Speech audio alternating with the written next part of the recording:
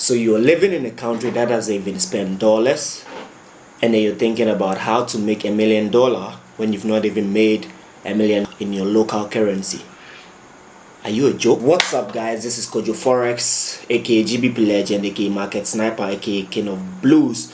In this video, I'm going to be showing you or telling you guys about how I made my first 100,000 Ghana cedis from trading.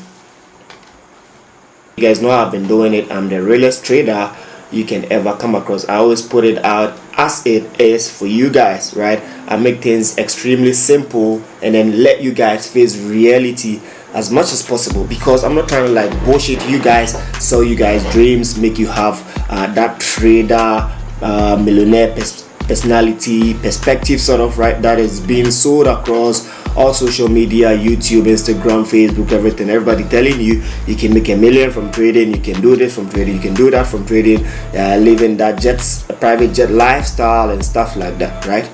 You guys must understand that everything takes time. Everything is a build-up. You cannot just sleep, wake up and think that, okay, today I'm a millionaire, when you've not even made your first $100, first $1,000, first $10,000, first $100,000. How can you start dreaming about your first $1 million, right? So I'm going to share with you guys how I made my first 100,000 Ghana cedis, right? Because of course, before you can make $1 million in dollars, you should be able to make $1 million in cedis before you would upgrade to that level. So this is how I've always had my thought process, right? You guys know the dream that I've always told you guys about, the dream that is always under my Instagram post, the millionaire by 30 dream, which I'm still building, and I know I'm going to definitely get there before I hit that, right? But I'm going to explain to you my millionaire by 30 concept. My millionaire by 30 is a millionaire in assets, but millionaire in physical cash, because my 100,000 Ghana cedis wasn't my 100,000 Ghana cedis in assets, but my 100,000 Ghana cedis in physical cash. If it was to be 100,000 cedis in assets, I probably say I'd achieved that so many years ago, because if I put my assets together, what I own by the age of even 22, 23, they could obviously add up to about 100,000. Right, so I achieved my first 100,000 Ghana cedis just around the age of 24, 25, thereabout. Right, about 24. Yeah, I was probably around 24 years when I hit my first 100,000 Ghana cedis that I physically saw in my bank account. That year I have 100,000 cedis sitting in my bank account. So that was a little after I had finished my national service and I was still hustling up, right? So let me share the story with you. So I'd come to a very difficult point in my life, right? I mean, in life we all face challenges, we all face problems, we all face situations that sometimes we can end up wrapping our head around, right? So difficult situation that sometimes you end up even wanting to give up in everything you do, right? So I'd got to that point where things were extremely difficult. I mean, I wasn't really being able to do the things that I wanted to do. All my careers were flopping. All the things that I decided to fully do, or the way I anticipated life to be after school, right? Because I went to the best schools, I read the best programs, so I thought after school life would just be flourishing. Best everything I do is just gonna just pick up like that. But it ended up not really working like that. You know, I had disappointment, I had failures, I got rejected several times in so many things that I wanted to do, right? And then family wasn't knowing what I was doing with my life anymore, because you're done with accounting. Everybody's expecting that you'd go to find a job, probably a banking job, an auditing firm, any other thing, but you're always at home on your computer, on your laptop, and then nobody knows what you're doing. And you know how things are being judged these days in society. When a youngster is always on their laptop and then they're stuck in their room, obviously everybody thinks this person is doing a shady thing. Probably they're just doing internet fraud and stuff like that, right? So nobody really knew what I was up to all those years that I was actually perfecting my craft, trading, learning new skills, learning how to be like the sniper trader that I am today. So all those years I was stuck in the room. My dad would usually come around. I wasn't living with him, I was living by myself anyway, and he would come visit me, and he would talk through with me like, what are you doing in your life, what do you want to do, what are your plans, how are you seeing things after school, right? So quite recently he talks to me and then he tells me how he used to feel extremely sad for me, right? Thinking about the fact that I went to the best school, I had a good grade after school, I read best program, but I'm not able to put my life together, and then how am I going to even survive? He never really wanted any of his kids to be wayward, right? My dad is a very responsible man and I love him so much for how he took priority in my education, right? So let me not drift from how I made my first 100,000 Ghana cedis. So like I was telling you, I'd come to a very difficult crossroad in my life. I had no money with me. I was literally broke, right? But I had a couple of good friends, right, who were so good with me in terms of like supporting me. They would literally give me some money, right? Because in difficult times when they have also come to that point, I also support them. So I have just few friends that few people that I would literally call like friends. So I had one of them literally see that I was going through a difficult time. I never really asked this friend for money, right? And I so much gave like reverend to this friend because he helped me in a very difficult moment when he even didn't know the change he had done in my life. So I had done some couple of businesses with him though, right, previously. And I mean, during those times we had a car, right? I had my first car, and then that first car was somehow linked with him because of the way in manner in which I worked hard with him to get the money to purchase that first car. And then when we also got to a very crossroad in our life, we basically decided to sell that car off somewhat later, right? So it was in plans that we're going to sell that car probably to just get our life together and stuff like that. But this friend actually had money, so he wasn't so much pressed with selling the car as much as maybe I would have, right? So he just watched one or two instances in my life and I realized that I had come to a very difficult moment in my life. So he was like, Kojo, would you mind that I give you a 3,000 Ghana cedis, maybe just for keeps? Just fend for yourself and do what you can do with it, and maybe later in the year if we're able to sell the car, you can just pay me back. I'm like, okay, that would be awesome. I mean, that's thoughtful of a best friend, right? That's a very thoughtful support from a best friend, even though I didn't actually walk up to you to ask you. So I took this 3,000, and honestly guys, that was the only physical cash ever on me during those periods, right? That 3,000 was all the money I had left. So I had that 3,000, and then I was asking myself, now I have 3,000. I've come to a very difficult crossroad in my life. 3,000 Ghana, literally Ghana cedis. What am I going to do with these 3,000 Ghana cedis? Am I going to be spending a little by little until I get finished and hustle up and find different means of making other money, or probably live on that 3,000 till I'm able to get my hands on a job or anything like that? Mind you, I was still trading, right? I still had that trading skills, even though I didn't have like any reputable amount in my trading account. So I confronted one friend who's also very, very, very close. I'm like, look, I've got just 3,000 cedis left with me, and I'm confused what to do with it, whether to put it in my trading account and see what I can do with it, or just spend it and then see, spend it little by little till I'm able to figure out things for myself. Then this friend was like, yo Kojo, you've got the skills, you've got a trading skills, and then you know obviously that you're good than the average trader, you're just exceptional in your skills. Why not take the risk, right? Mind you, during those years I wasn't extremely confident in my skills though, even though like I had a peculiar way of picking up the market, and then my trading was just different, right? I still hadn't believed or extremely established that sustained confidence in my trading skills. So this friend really pushed me hard, encouraged me. I'm like, okay, fine, I'm going to take the risk, right? Eventually I decided that yes, I'm going to take the risk. Because why I said I'm going to take the risk is that obviously in trading, you know, you can do what? Go from 0 to 100 or 100 to 0. Because taking that risk meant that either I could literally double that money, quadruple it, whatever it is, or literally lose it and then go back to what is broke or square zero. So I took that risk. I'm like, I'm going to go all out with this. So I actually deposited the whole of the 3,000 Ghana cedis into my trading account, which was a little about $500 or a little below $500 thereabout, right? So I put this money in my trading account. It was a Saturday, Sunday thereabout, and then I was anxious waiting for how market will open on Monday to see how things turn off from there, right? So yeah, basically then after everything, it boils down to now the money sitting in my trading account. So still with the story about how I made my 100,000 Ghana cedis.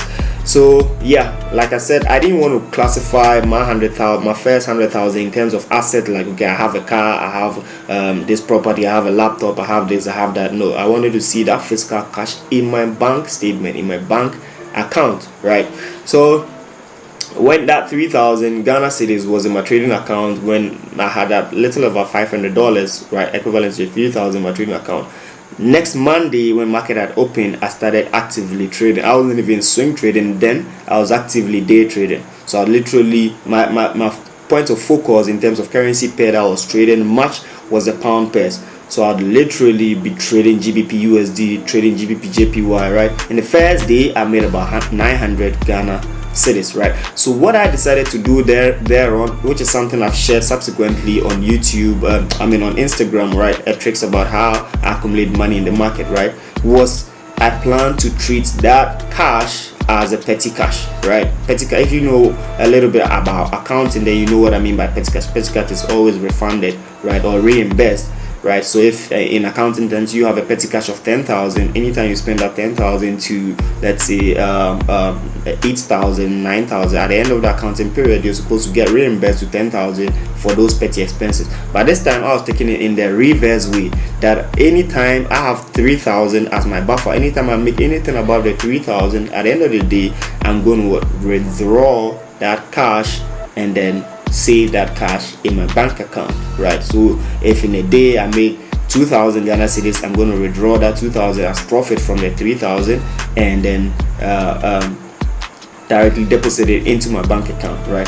And funny enough, the broker that allowed me to have that accessibility, because in this way then it means that I need a broker that allows for instant withdrawal, right? So I need a broker that would allow me to instantly deposit and instantly withdraw. And then Xness came in handy, right? You guys know that I've been using Xness for the past 6-7 years in my trading career. So yeah, they had that easy instant withdrawal. I'm going to leave the link to register with an Xness account in the description below. So if you want to also have an Xness account that would allow you to instantly deposit and withdraw money on the same day, you can also do that as well. Yeah, so back to that. So I decided that, like I was telling you, treat that account as a petty cash, where anytime I make any money, any profit, I will easily withdraw it, save it in my bank account. So on the first day I made that 900 cedis on top of the 3,000, I withdrew it, right? Subsequently I made another 1,000, I withdrew it, right? And then there are certain days where I'll take huge losses, maybe 1,000 loss, right? So when I take 1,000 loss, then it means that my capital comes back to 2,000 Ghana cedis. What then it means is that I have to work that 2,000 back to 3,000 before any other money that is made on top of the 3,000 and I can now withdraw. So yeah, I would have little days where I'll be pulled back and then I'll trade it back to 3,000. Then single days I'll make 2,000 Ghana cedis on the 3,000. That will take my capital to 5,000 and I'll literally withdraw the 2,000, deposit it quickly into my bank account. So gradually I was building my bank account. I had my bank account grew from 2,000 to 5,000 to 10,000 to 20,000, right? So in that first month, we traded that 3,000. I made about 25,000 Ghana cedis from the 3,000, right? And then I was like extremely excited about the fact that I took this challenge and I've been able to make or accumulate this capital in a single month. So I had literally saved every bit of dime that I made from trade, and I was extremely frugal with my spending. I wasn't extravagant. I wasn't going out with friends. I wasn't drinking in parties and stuff like that. I was very disciplined with my spending, because I know that for you to be able to accumulate cash and be able to like make meaningful money, you need to extremely disciplined with your spending or expenditure, while your income grows or income increases. Yeah, so in the first month I made an impressive gain, right? and then people that knew what I was doing were literally impressed with my result. I mean, close friends, close influential people, so they started like investing in me, right? I'd get people from abroad that I would have communication with and tell them what I've been able to do. Say that, yo, that's a good impressive thing, so can you trade this 10,000 with us and let's see how it goes, right? Can you trade this 5,000? Can you trade this 10,000? Can you trade this 15,000? Can you trade this 20,000? Right? So I had people just literally giving me money to trade for them, and then people literally also giving me their trading accounts to also trade for them. So in that sense, what I wanted to do there on was to use that as a leverage, right? While I'm trading my account, which had literally still sitting at 3,000, and then always withdrawing every profit that I made from it, I would also be trading with the same trades and same processes, these individual accounts from these different people, and any money that I got from there as well, I'm going to deposit it directly into my bank account. So yeah, there and there on, I was still trading my account, trading people's accounts, right? But yeah, let me just chip in this, that if you want to take that shortcut of how to make the 100,000, you must probably think of yourself being a good trader, extremely good trader, before you want to take other people's money or let other people invest in you, because there are two things that can happen. You can either succeed or bring your trading career to a total crash, or you may end up even having a legal issue when you're able to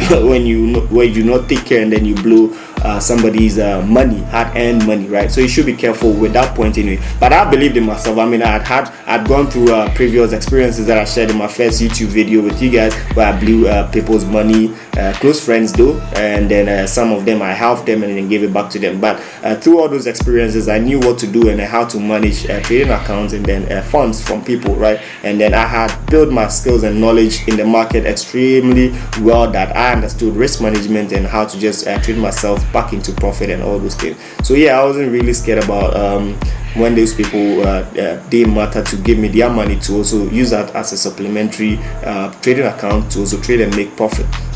Right, so there and there on, gradually I was saving up. I had my first 50k in my trading account, in my bank account, I mean, right? 60k, 70k, 80k, and then literally I was sitting at a point of 98,000 Ghana CEDIS, literally in my bank account, right?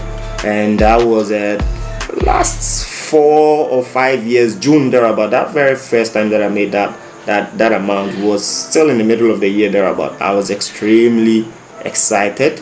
I couldn't believe I had been able to do this, right?